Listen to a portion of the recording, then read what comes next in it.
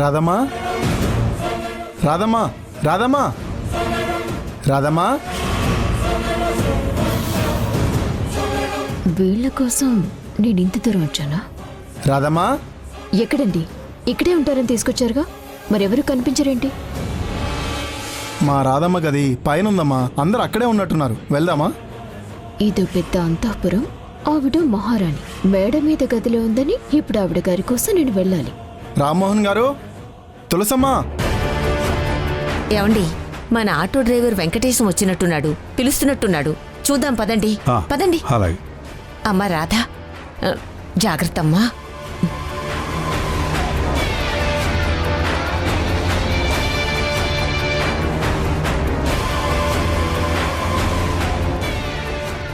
ఏమిటి వెంకటేశం, పనంతా అయిపోయిందిగా, ఇప్పుడు వచ్చాయేమిటి? అదే సార్, రాధమ్మ ఒక ఆయన్ని హాస్పిటల్లో జాయిన్ చేయించింది కదా, ఈవిడ వాళ్ళ మనిషే. అంత మంచి పని చేసినందుకు థ్యాంక్స్ చెప్దామని చెప్పి వచ్చింది. ఇదంతా చేసింది నేను కాదు, మా రాధమ్మ అని చెప్పి ఈవిడిని ఇక్కడికి తీసుకొచ్చాను. రాధమ్మతో మాట్లాడాలంటేను తీసుకొచ్చానండి. చూడమ్మా, మా అమ్మాయి చేసిన పనికి కృతజ్ఞతలు చెప్పాలని వచ్చావు. చాలా సంతోషంగా ఉందమ్మా. కానీ ఇప్పుడు మా అమ్మాయి ఏం మాట్లాడే పరిస్థితుల్లో లేదు. తను కొంచెం బాధలో ఉంది. అదేంటండి, చేసిన మంచి పనికి థ్యాంక్స్ చెప్దామని వచ్చాను. ఇంత దూరం వెతుక్కుంటూ వచ్చినందుకైనా కనీసం ఒక్కసారైనా కలవాలి కదా.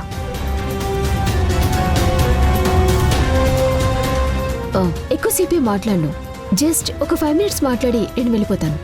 చెప్పాం కదమ్మా, మమ్మల్ని వెతుక్కుంటూ వచ్చినందుకు మాకు చాలా ఆనందంగా ఉంది. కానీ మా అమ్మాయి మాట్లాడే పరిస్థితిలో లేదు. ఇప్పుడు నువ్వు వెళ్ళి మాట్లాడినా తను బాధలో ఉంది కాబట్టి నీతో ఏమీ మాట్లాడలేదు. మీరు వచ్చి ఎలా చెప్పారని మేము మా అమ్మాయితో చెప్తాం. మీరు ఏమీ అనుకోకుండా దయచేసి బయలుదేరండి. సరేనండి, నేను వచ్చి థ్యాంక్స్ చెప్పానని చెప్పండి. అలాగే అమ్మా.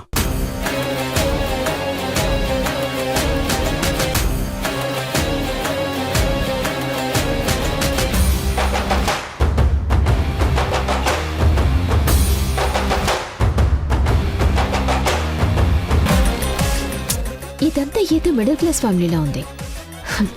ఇక్కడ వెతకడమే అనవసరం.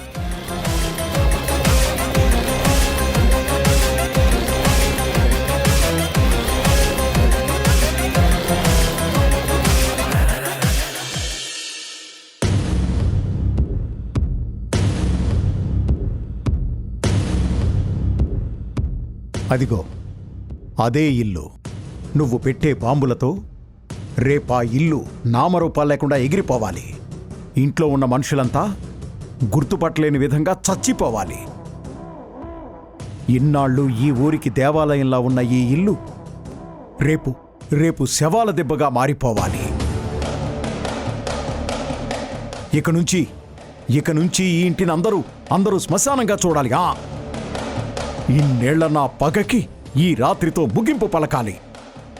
రేపు తెల్లారేసరికి వాళ్ళ జీవితాలు తెల్లారిపోవాలి.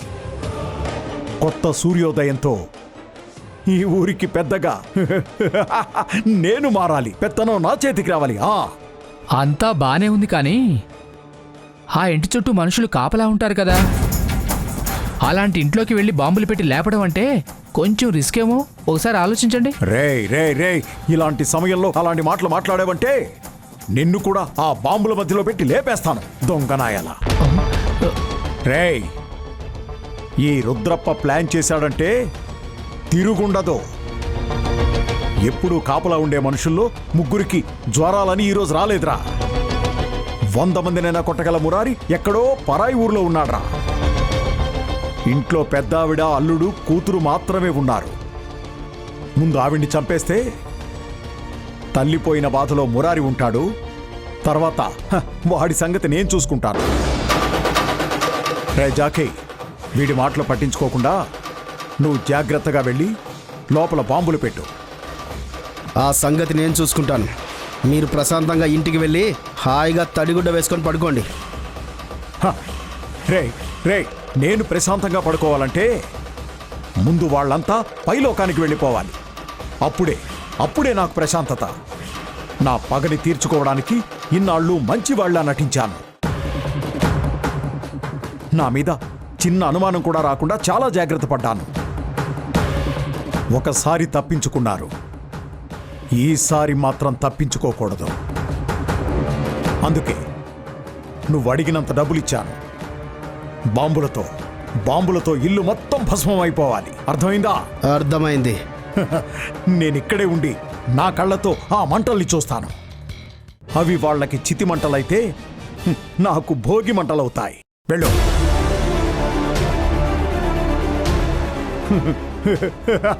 అవునండి, దేనికైనా కీడించి మేలించమన్నారు కదండి.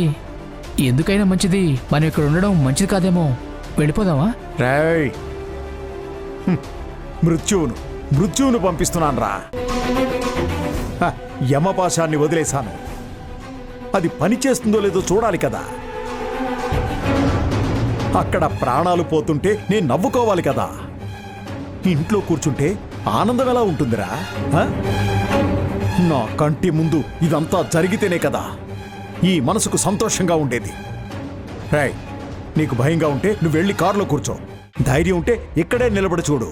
అరే ఇప్పుడే వస్తాను, నువ్వు అలా వెళ్ళి పెరట్లో చూడు. అలాగే.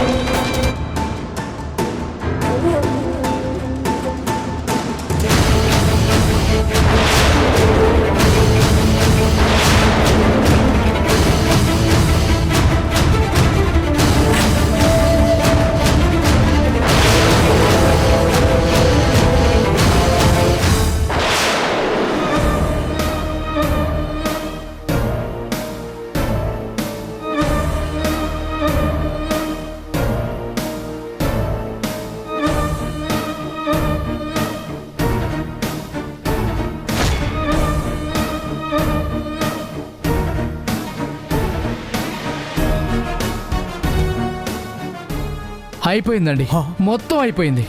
నేను భయపడినంతా అయింది. నేను ముందే చెప్పలేదా? ఈ ఇంటిని ఆ కొండ మీద అమ్మవారి కంటికి రెప్పలా కాపాడుతుందండి. వాళ్ళకి ప్రమాదాన్ని తలపెడితే కోతలు కోసే ఆ కొడవలితో వీపు గోక్కున్నట్టే అవుతుందని చెప్పాను. మీరేమో నా మాట వినలేదు. అదిగో మురారి వచ్చేశాడు. రానిరా. ఒరేయ్, కలిసొచ్చే కాలం వస్తే నడిచొచ్చే కొడుకు వస్తాడంటారు. పెద్దావిడికి కొడుకంటే ప్రాణం కదా. తన ప్రాణం పోయేటప్పుడు కొడుకు లేకపోతే ఎలా?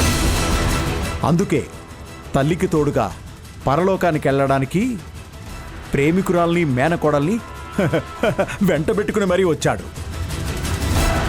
శత్రుశేషం లేకుండా మొత్తం పోతుంది.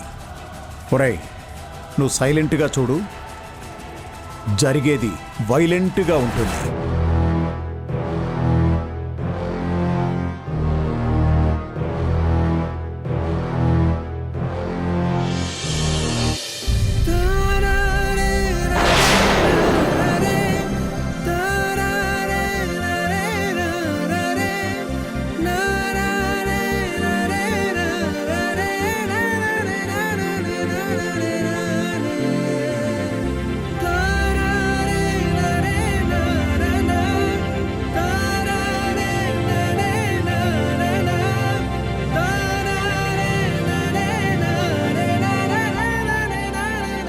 Happy birthday to you.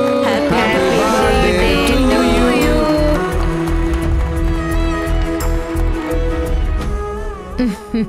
కెట్టయ్య, పుట్టినరోజు శుభాకాంక్షలు. థ్యాంక్స్ అమ్మా.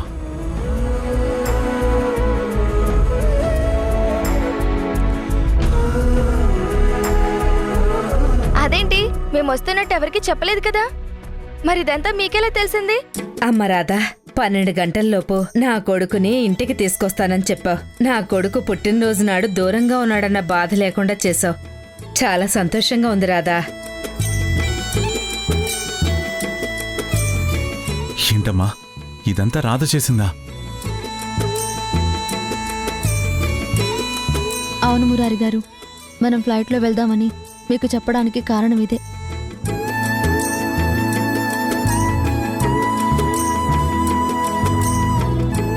పొద్దున్న మీ అమ్మగారు మాట్లాడుతున్నప్పుడు పుట్టినరోజు నాడు మీరు దూరంగా ఉన్నందుకు ఆవిడెంత బాధపడ్డారో నాకు అర్థమైంది. ఈ ప్రపంచంలో వెలకట్టలేనిది తల్లి ప్రేమ. పిల్లల విషయంలో తల్లి ఎంత గొప్పగా ఆలోచిస్తుందో ఎవరూ ఊహించలేరు. అలాంటి తల్లి బాధపడకూడదని మనం వస్తున్నామని చెప్పాను.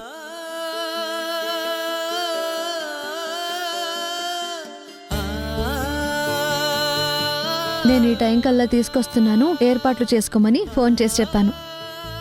నీ గురించి తను ఎంత గొప్పగా ఆలోచిస్తుందో ఇప్పటికైనా అర్థమైందా? తను చెప్పాకే ఈ ఏర్పాట్లన్నీ చేశాం. ఇప్పుడు నీ పుట్టినరోజు అంగరంగ వైభవంగా జరుగుతుంది.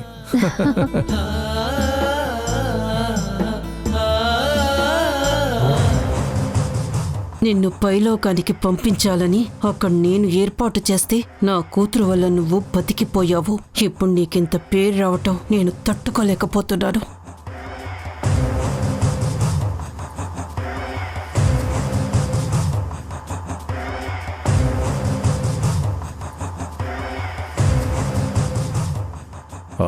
ఇంట్లో ఉన్నవాడు ఇంకాసేపట్లో దొరికిపోతాడు. వాడు ఎవడు ఏంటి అని ఎంక్వైరీ చేస్తారు. వాడి చేతిలో బాంబులు కనపడతాయి. అదే బాంబు వాడి చేతిలో పెట్టి నిజం చెప్పకపోతే పేలిపోతామని చెప్తారు. వాడు ప్రాణాలకి భయపడి ఇదంతా మీరే చేశారని వాడు మీ పేరు చెప్పేస్తాడు. తెల్లారేసరికి ఇల్లు పేలిపోవడం కాదు, మీ ఫోటోకి దండ పడిపోవడం ఖాయం.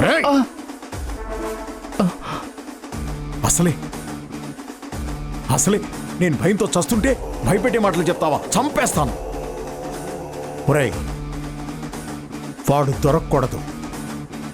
వాడు దొరకకుండానే జాగ్రత్తగా తీసుకెళ్ళిపోవాలి.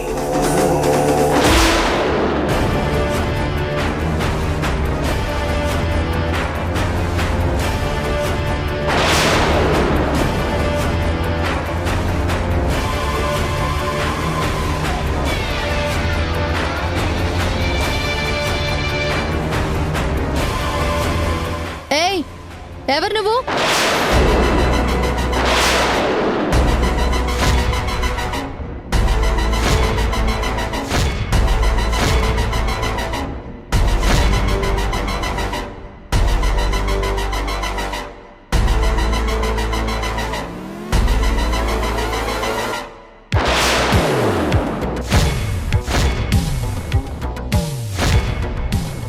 ఏయ్, అడుగుతుంటే సమాధానం చెప్పేంటి? ఎవరు నువ్వు?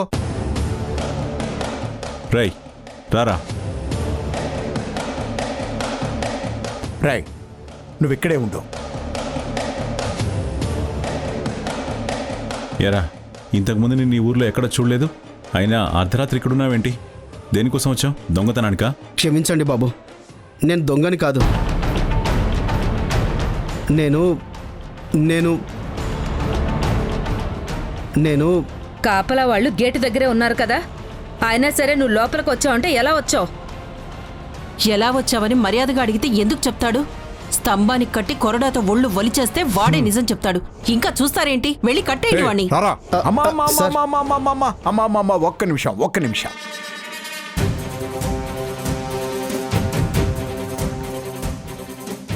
వీడు మావాడే అమ్మా, జానకిరామ్, మా మేనత్త కొడుకు.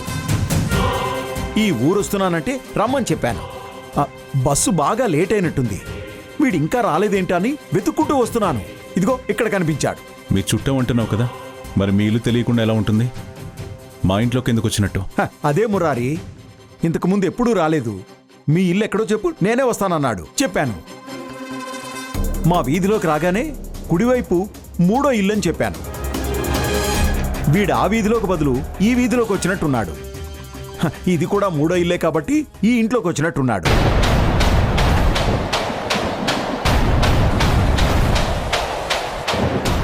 అలా చూస్తావే, చెప్పు. అవునండి, నేను ఊర్లోకి వచ్చేసరికి అంతా చీకటిగా ఉంది. దారి అర్థం కాలేదు. ఇదిగో ఈ వీధిలోకి వచ్చి ఇల్లు లెక్క పెట్టుకునేసరికి 3వ ఇల్లు ఇదే అని లోపలికి వచ్చేసాను.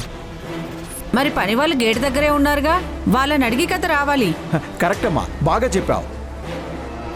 అవును కదరా, అడిగి రావాలి కదా, అడగకుండా ఎందుకు వచ్చావు?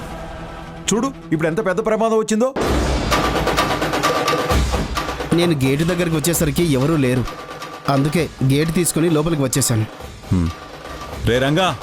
బాబు గారు వస్తున్నాం బాబు గారు. బాబు గేటు దగ్గర ఉండకుండా ఎక్కడికి వెళ్ళారా? అదే అమ్మా, పెరట్లో కూడా చూద్దామని ఇందాక అలా వెనక్కి వెళ్ళాం. ఇంతలో కారు వారిని వినిపించేసరికి మేము వచ్చి గేట్ తీసాం. అదండి సంగతి, అందుకని కనిపించలేదు. ఇప్పుడు వీడు మావాడని అర్థమైంది కదా. మీరందరూ ప్రశాంతంగా ఉండండి. అయినా దేవాలయం లాంటి మీ ఇంట్లోకి ఏ దొంగ వస్తాడమ్మా? ఊరు మొత్తం మీ ఇంటికి కాపలా ఉంది కదా. అలా ఎవరైనా వస్తే వాళ్ళ ఒళ్ళు నేనే ఒలిచేస్తాను కదా. మీరు ప్రశాంతంగా ఉండండి. Murari, happy birthday to you. మొత్తానికి మా వాడి వల్ల నీకు పుట్టినరోజు విషయం చెప్పే అవకాశం నాకు వచ్చింది. అమ్మా ఇప్పటికే ఆలస్యమైంది, వస్తామమ్మా. రారా. ఆగు Rudrappa.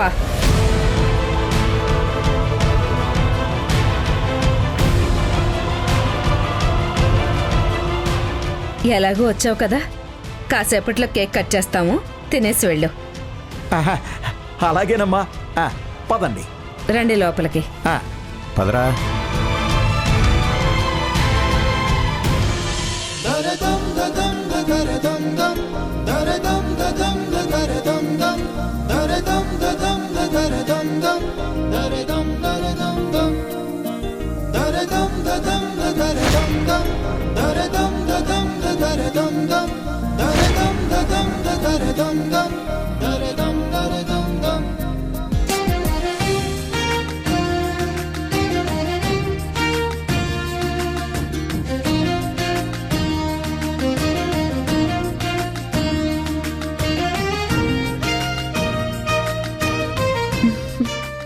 Thank you.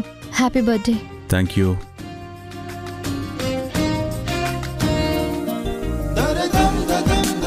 Happy birthday మావయ్య. Thank you. హ్యాపీ బర్త్డే రా తమ్ముడు. థ్యాంక్ యూ అక్క. Happy birthday Murari. Thank you బావా.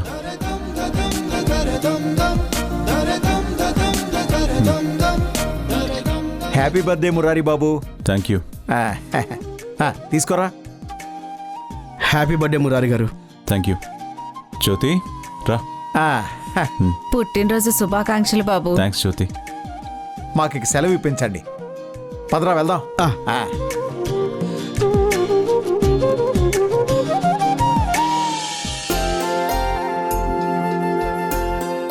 చాలా థ్యాంక్స్ రాధా. నువ్వెవరో నీకు తెలియదని నువ్వనుకున్నా నీ మనసు మాత్రం మారలేదు. మా గురించి నువ్వు ఎంత గొప్పగా ఆలోచిస్తావో చెప్పడానికి ఇదే నిదర్శనం. నిన్నీ ఊరు తీసుకొచ్చి అమ్మకు పరిచయం చేసినప్పుడు మన ఇంటికి ఒక మంచి మనిషి వచ్చిందమ్మా అని చెప్పాను. తర్వాత నీ ప్రవర్తనతో అమ్మకు కూడా అది అర్థమైంది. కాబట్టి మన పెళ్లి చేయాలనుకుంది.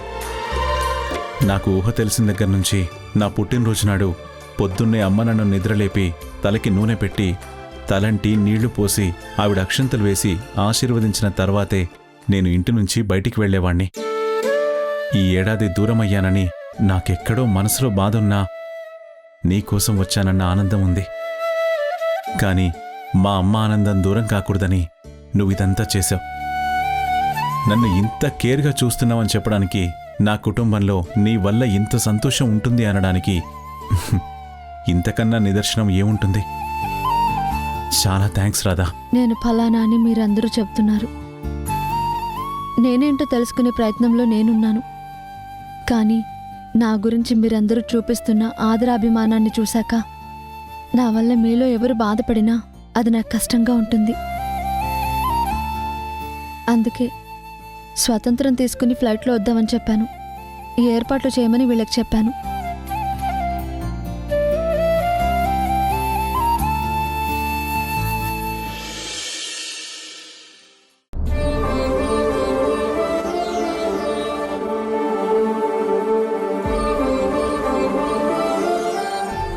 Good morning doctor. Good morning. ఈ రోజు మా నాన్నగారిని డిశ్చార్జ్ చేస్తానన్నారు. చేస్తున్నారుగా? ఎస్, ఆ విషయం మీతో మాట్లాడడానికే వచ్చాను. వాసుదేవరావు గారు, మీకు ఒంట్లో ఏ ఇబ్బంది లేదుగా? పర్వాలేదు. Very good. కానీ ఒక్క విషయం గుర్తుపెట్టుకోండి, జరిగిందేదో జరిగిపోయింది. మీరు మానసికంగా చాలా ప్రశాంతంగా ఉండాలి.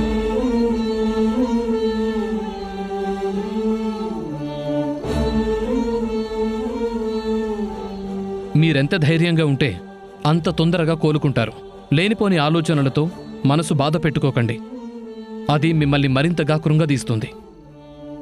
మెడిసిన్స్ రోగాన్ని తగ్గిస్తాయి. మానసికంగా ధైర్యంగా ఉంటేనే మీరు ఆరోగ్యంగా ఉండగలుగుతారు. నేను మానసికంగా సంతోషంగా ఉండాలి అంటే అందుకు ఒక పని జరగాలి.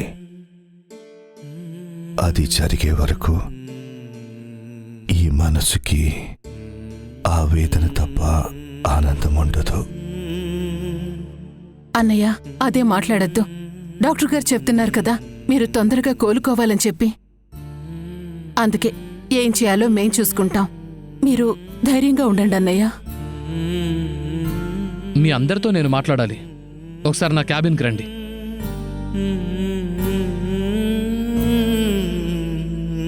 మీ ఇద్దరికి పెళ్లి చేసి జాతర జరిపిస్తానని అమ్మవారికి మొక్కుకున్నాను. అనుగ్రహించే తల్లికి మాట నిలబెట్టుకోకపోతే ఆగ్రహిస్తుందేమోనని భయం వేస్తోందిరా. ఆ తల్లికి ఆగ్రహం వస్తే ఎలాంటి అరిష్టం జరుగుతుందేమోనని నాకు భయంగా ఉంది. అందుకే ఇప్పుడు పెళ్లి చేయాలని నిర్ణయించుకున్నాను.